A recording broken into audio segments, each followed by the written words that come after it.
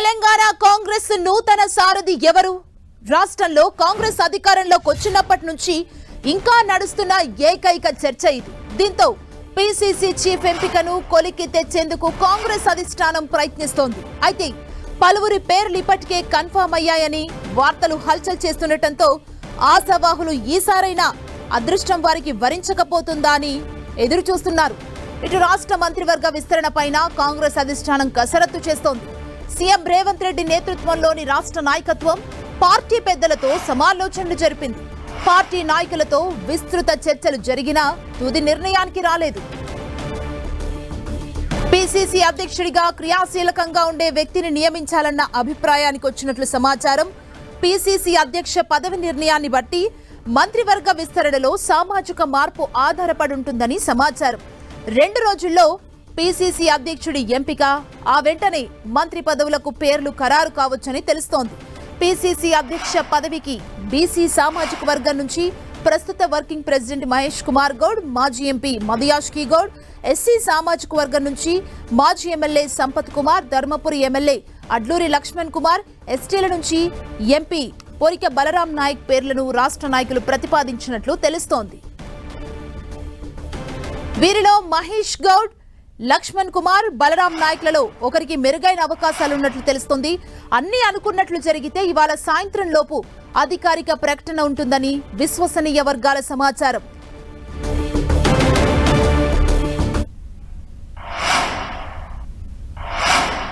ఎవరెవరికి అవకాశం వస్తుందని చెప్పి ప్రతి ఒక్కరు కూడా ఆసక్తిగా ఎదురు చూస్తున్నారు ఆశావాహులు. ఇదే అంశానికి సంబంధించి మరింత సమాచారం మా ప్రతినిధి గోపి అందిస్తారు. గోపి, తెలంగాణ పీసీసీ నూతన రథసారథి ఎవరు అన్న ఉత్కంఠ కొనసాగుతోంది. 1-2 రోజుల్లో దీనికి సంబంధించి స్పష్టత వచ్చే అవకాశం ఉంది. రేవంత్ రెడ్డి 2వ రోజు ఢిల్లీ పర్యటన కొనసాగుతోంది. నిన్న సుదీర్ఘంగా ఇటు ఏఐసీసీ కార్యాలయంలో మల్లికార్జున ఖర్గే, రాహుల్ గాంధీ అలాగే కేసీ వేణుగోపాల్తో నిన్న మధ్యాహ్నం భేటీ అయ్యారు. అనంతరం నిన్న రాత్రి కూడా మళ్లీ సమావేశాలు జరిగాయి. కేసీ వేణుగోపాల్ నివాసంలో భేటీ అయిన తర్వాత మళ్లీ మల్లికార్జున ఖర్గేను కలవడం జరిగింది బట్టి విక్రమార్క. సో పీసీసీగా ఎవరుండాలి అన్న అంశానికి సంబంధించిన ఉత్కంఠకు ఈ రోజు లేదా రేపు తెరపడే అవకాశం కనిపిస్తోంది. ప్రధానంగా బీసీ సామాజిక వర్గానికి సంబంధించిన నేతల పేర్లే ఎక్కువగా వినిపిస్తున్నాయి. ఇటు మహేష్ కుమార్ గౌడ్ అలాగే మధుయాష్కి గౌడ్ పేర్లు వినిపిస్తున్నాయి. అలాగే ఇటు ఎస్సీ సామాజిక వర్గానికి సంబంధించి లక్ష్మణ్ అలాగే సంపత్ కుమార్ పేరు, ఎస్టీ సామాజిక వర్గం నుంచి బలరాం నాయక్ పేరు వినిపిస్తున్నప్పటికీ మొదట ఉన్న బీసీ సామాజిక వర్గం ముఖ్యంగా మహేష్ కుమార్ గౌడ్ అలాగే మధుయాష్కి గౌడ్ ఈ ఇద్దరిలోనే ఎవరో ఒకరి పేరుని ఖరారు చేసే అవకాశం ఉంది. రేవంత్ రెడ్డి మహేష్ కుమార్ గౌడ్ పేరుని అధిష్టానానికి సూచించినట్లుగా తెలుస్తుంది. బట్టి విక్రమార్క అలాగే ఉత్తమ్ కుమార్ రెడ్డి అభిప్రాయాలను కూడా అధిష్టానం తెలుసుకుంది. ఎందుకంటే ఇప్పటి వరకు పనిచేసిన పీసీసీ అందరి అభిప్రాయాలను కూడా ఈ నూతన పీసీసీ నియామకానికి సంబంధించి తెలుసుకుంటుంది అధిష్టానం. ఇప్పుడు నియమించబడే పీసీసీ 4వ పీసీసీ తెలంగాణ రాష్ట్రం ఏర్పడిన తర్వాత మొదట పొన్నాల లక్ష్మయ్య, ఆయన పార్టీ వీడి బీఆర్ఎస్ లోకి వెళ్లిపోయారు. ఆ తర్వాత ఉత్తమ్ కుమార్ రెడ్డి, ఆ తర్వాత రేవంత్ రెడ్డి. ఇప్పుడు నూతనంగా నియమించబడే పీసీసీ ఎవరుండాలి అన్న అంశానికి సంబంధించి ఇటు గతంలో పీసీసీలుగా పనిచేసిన రేవంత్ రెడ్డి అలాగే ఉత్తమ్ కుమార్ రెడ్డి సలహాలు సూచనలతో పాటుగా బట్టి విక్రమార్క పార్టీని ముందు నడిపించిన వ్యక్తి, అలాగే ప్రస్తుతం ఉప ముఖ్యమంత్రిగా ఉన్నారు. సో ఆయన అభిప్రాయాన్ని కూడా తెలుసుకుని ఇటు నూతన పీసీసీ నియామకానికి సంబంధించి సామాజిక సమీకరణాల ఆధారంగా అలాగే సీనియారిటీ ఆధారంగా, అంతేకాకుండా నెక్స్ట్ పార్టీ భవిష్యత్ లో పార్టీని మరింత బలోపేతం చేసేందుకు ముందుకు తీసుకెళ్లేందుకు స్థానిక సంస్థల ఎన్నికల్లో కానీ అలాగే భవిష్యత్తులో పార్టీలో ఎటువంటి విభేదాలు రాకుండా అందరితో సమన్వయం చేసుకునే నేత ఎవరున్నారు అన్న అంశాలకు సంబంధించి చర్చించిన తర్వాత అధిష్టానం నిర్ణయం తీసుకునే అవకాశం కనిపిస్తుంది. అందుకే పీసీసీ నియామక ప్రకటన ఆలస్యం అవుతున్నట్లుగా తెలుస్తుంది. అందులో భాగంగా మహేష్ కుమార్ గౌడ్ ఎన్ఎస్యూ నుంచి గడిచిన 30 ఏళ్లుగా కాంగ్రెస్ పార్టీలో ఉన్నారు. వర్కింగ్ ప్రెసిడెంట్ గా ప్రస్తుతం ఉన్నారు, ఎమ్మెల్సీగా కూడా ఉన్నారు. అలాగే మధుయాష్కి గౌడ్ మాజీ ఎంపీగా పనిచేశారు, ఏఐసీసీ స్పోక్స్ పర్సన్ గా, ఏఐసీసీ సెక్రటరీగా కూడా పనిచేశారు. సో వీరిద్దరిలో ఎవరిని ఎంపిక చేయాలి? బీసీ సామాజిక వర్గానికి ఇటీవల అసెంబ్లీ ఎన్నికల్లో కానీ పార్లమెంట్ సెగ్మెంట్ లో కానీ అంతగా స్థానాలు ముఖ్యంగా ఎన్నికల బరిలో వాళ్ళకి టికెట్లు కేటాయించలేదు కాబట్టి సో ఆ సామాజిక వర్గానికి కేటాయిస్తే కనుక ఖచ్చితంగా అది పార్టీకి లాభిస్తుందని చెప్పి అధిష్టానం భావిస్తోంది. అందులో భాగంగానే బీసీ సామాజిక వర్గానికి సంబంధించిన నేతల పేర్లు ముందంజలో వినిపిస్తున్నాయి. అలాగే పీసీసీ నియామక ప్రక్రియ తర్వాత ఇటు మంత్రివర్గ విస్తరణకు సంబంధించిన అంశంపైన కూడా అధిష్టానం నిర్ణయం తీసుకునే అవకాశం ఉంది. ఇప్పటికే చర్చలు అనేవి ఢిల్లీ స్థాయిలో ముగిశాయి. ఇక ప్రకటనలు మాత్రమే మిగులున్నాయి. ఇక ఏ క్షణంలో అయినా సరే పీసీసీకి సంబంధించిన ప్రకటన ఇటు కేసీ వేణుగోపాల్ ఏఐసిసి నుంచి ఢిల్లీ నుంచి విడుదల చేసే అవకాశం ఉంది. ఇక ఆ తర్వాత 3-4 రోజులకి మంత్రివర్గ విస్తరణకు సంబంధించిన అంశాలపైన కూడా ప్రమాణ స్వీకార కార్యక్రమాలకు సంబంధించిన షెడ్యూల్ వచ్చే అవకాశం కనిపిస్తోంది.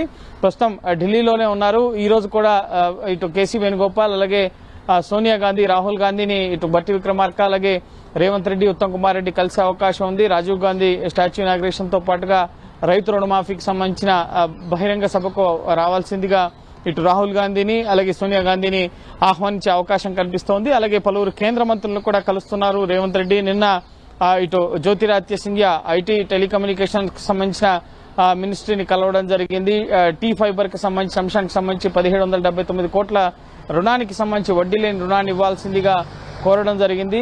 అలాగే మన్సుఖ్ మాండవీయ కేంద్ర క్రీడా శాఖ మంత్రిని కలిసి తెలంగాణలో క్రీడలకి ముఖ్యంగా స్పోర్ట్స్ యూనివర్సిటీ ఏర్పాటుకు సహాయం అందించడంతో పాటుగా ఇటు స్టేడియాల అభివృద్ధికి సహకారం అందించాల్సిందిగా 2025లో ఖేలో ఇండియా గేమ్స్ ని హైదరాబాద్ లో నిర్వహించేందుకు ముందుకు రావాల్సిందిగా కూడా కేంద్ర ప్రభుత్వాన్ని కోరడం జరిగింది. అలాగే ఈ రోజు ఇప్పటి వరకు ఎటువంటి appointment CM, deputy CM confirm కాలేదు. కానీ ఢిల్లీ పర్యటనలో ఉన్న జూపల్లి కృష్ణారావు ఉదయం 10:30 గంటలకి కేంద్ర పర్యాటక శాఖ మంత్రి గజేంద్ర సింగ్ షెకావత్ తో భేటీ కాబోతున్నారు. తెలంగాణలో పర్యాటక రంగ అభివృద్ధికి సంబంధించిన అంశాలను గజేంద్ర సింగ్ షెకావత్ దృష్టికి ఆయన తీసుకెళ్లబోతున్నారు. సో చూడాలి. ఈ రోజు కూడా ఏఐసిసి అధిష్టాన పెద్దలతో కాంగ్రెస్ వ్యవహారాలకు సంబంధించి పిసిసి నియామక ప్రక్రియ అలాగే నామినేటెడ్ పదవులు సహా ఇటు మంత్రివర్గ విస్తరణకు సంబంధించిన అంశాలపైన చర్చలు కొనసాగే అవకాశం ఉంది. అలాగే ఇటు కేంద్ర మంత్రులను కలిసి రాష్ట్ర అభివృద్ధికి సంబంధించిన అంశాలపైన కూడా రేవంత్ రెడ్డి అలాగే బట్టి విక్రమార్క పలువురు మంత్రులు విజ్ఞాపనలు ఇచ్చే అవకాశం అయితే కనిపిస్తోంది.